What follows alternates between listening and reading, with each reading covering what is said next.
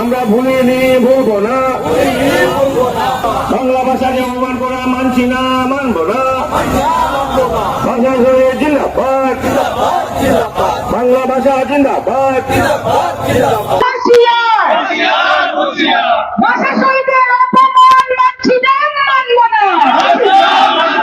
BJP সরকার হুঁশিয়ার, মাতৃভাষা জিন্দাবাদ, মাতৃভাষা জিন্দাবাদ। ভাষা শহীদের অপমান মানছি না, মানবো না। ভাষা শহীদের অপমান মানছি না, মানবো না। বিজেপি সরকার হুঁশিয়ার। আমরা কিছুদিন আগে দেখতে পেরেছি যে একজন ব্যক্তি প্রকাশ্যভাবে পাবলিকলি বলেছে যে ভাষা শহীদ, যারা শহীদ হয়েছিলেন 1961-এ, ওরা বাংলাদেশি। এটার পরে সমস্ত কাছাড় জেলা বা বরাকের যত অরাজনৈতিক সংস্থা ছিল বা কালচারাল অর্গানাইজেশন ছিল, এনজিও ছিল, বিভিন্ন এফআইআর লজ হয়েছে জেলা পুলিশের কাছে। তারপরে ওরা 2-3 বার দেখাও করলো। তারপরে শোনা গেল যে এই লোকটা একটা ফেসবুক পোস্ট দিয়ে ক্ষমা চাইবে। যখন ওর ক্ষমা চাওয়ার ভাষাটা আমি দেখলাম, আমার মনে হলো যে ও এইভাবে ক্ষমা চাইলো যে মানুষ বুঝলোই না কথাটা ও কি বলছে। প্রশ্নটা হলো, আমরা দেখেছি আসামের মুখ্যমন্ত্রী আমার সোনার বাংলা গাওয়া হয়েছে বলে নিজে প্রেস মিট করে বলছে যে আমি অ্যাকশন নিব, পুলিশ অ্যাকশন নিব। তো ভাষা শহীদদের যখন অপমান করলো একজন ব্যক্তি, এটা পুরো ডিমাসা মানুষ করেনি, কারণ ডিমাসা সাহিত্য সভা বলে দিয়েছে যে ওরা এটাকে ধিক্কার জানিয়েছে, কন্ডেম। একজন ব্যক্তি লক্ষ লক্ষ মানুষের সেন্টিমেন্ট নিয়ে একটা বাজে মন্তব্য করলো, আসামের মুখ্যমন্ত্রী চুপ কেন? আসামের মুখ্যমন্ত্রী দেখা যায় রোজ টুইটারে দেয় যে আমি 100 কিলো ড্রাগস ধরে ফেলছি, আমি সব বাংলাদেশি ধরে ফেলছি, সব উনি করে নিচ্ছেন।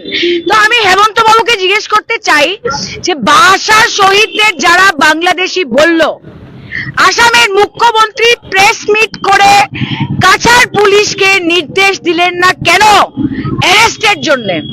কারণ আমরা বাঙালি বলে। যে আপনি বাঙালিদের আর কত বোকা বানাবেন? হিন্দু হিন্দু বলে ভোট নিচ্ছেন, সকাল থেকে রাত্রে খালি হিন্দু মুসলমানের রাজনীতি করে আপনি বাঙালি সমাজকে বেটে যে ভোটটা নিচ্ছেন, এটা তো আমরা দেখছি। কিন্তু ভাষা শহীদের অপমান আপনার সিএম থাকতে হয়েছে। একজন ব্যক্তি 45 লক্ষ মানুষকে অপমান করেছে, কারণ ভাষা শহীদ আন্দোলনে শুধু বাঙালিরা ছিল না, প্রত্যেক ভাষার মানুষ ছিল, এটা ইতিহাস জানে। মণিপুরি মানুষ ছিল, ডিমাসা মানুষ ছিল, অসমিয়া মানুষ ছিল, বাগানের মানুষ ছিল। আপনি মুখ্যমন্ত্রী, আমি আপনাকে বলতে চাই যে আপনি বরাকের সঙ্গে ছেলেখেলা বন্ধ করেন, বাঙালিদের অপমান বন্ধ করেন। ভাষা শহীদের অপমান আমরা মানব না। আমরা আজকে প্রতিবাদ করেছি। এসপি আমাদের জেলা তৃণমূল কংগ্রেসকে 1:15টার সময় দিয়েছে। আমরা এসপি কে সম্মান জানিয়ে নিশ্চয়ই সেখানে যাব এবং আমরা বুঝতে পারবো যে উনি কি পদক্ষেপ নিয়েছে অ্যারেস্টের ব্যাপারে। যুব সমাজকে একটা গ্যারান্টি দিয়েছিলেন যে বরাকের ছেলেমেয়েরা চাকরি পাবে আগামী দিনে। তো মুখ্যমন্ত্রীর কে বিশ্বাস করবে এটা তো আমি বলতে পারবো না, এটা আমি মানুষের উপরে। এই বিষয়ে আমরা এখানে নতুন করে একটা ইন্ডাস্ট্রি করব। শিলচর শহরে আমি 1000 কোটি টাকার প্রকল্প দিচ্ছি, কিন্তু বরাকের ছেলেমেয়েদের 3rd গ্রেড আর 4th গ্রেড মানে যে আমরা বাংলা ভাষা বলি আর বাঙালিদের ভেবেছে যে তোমরা হিন্দু হিন্দু হিন্দু করে ভোট দিচ্ছে, আর বাঙালি বরাকের মানুষ বুঝবে যে আমরা বাঙালি, হিন্দু হোক মুসলমান হোক, আমরা বাঙালি। সেদিন আসামের রাজ্যতে বরাকের মানুষের উন্নয়ন, বরাকের ছেলেমেয়েদের চাকরি। মানুষ কি বলেছে? যারা ফেসবুকে দেখেননি, যারা পত্র পত্রিকাতে দেখেননি, আমরা দেখতে পেরেছি যে অন্য জনজাতি যারা ডিমাসা না প্রথমে জানিয়েছে যে ওরা বরাক থেকে বেরোয় যেতে চায় না।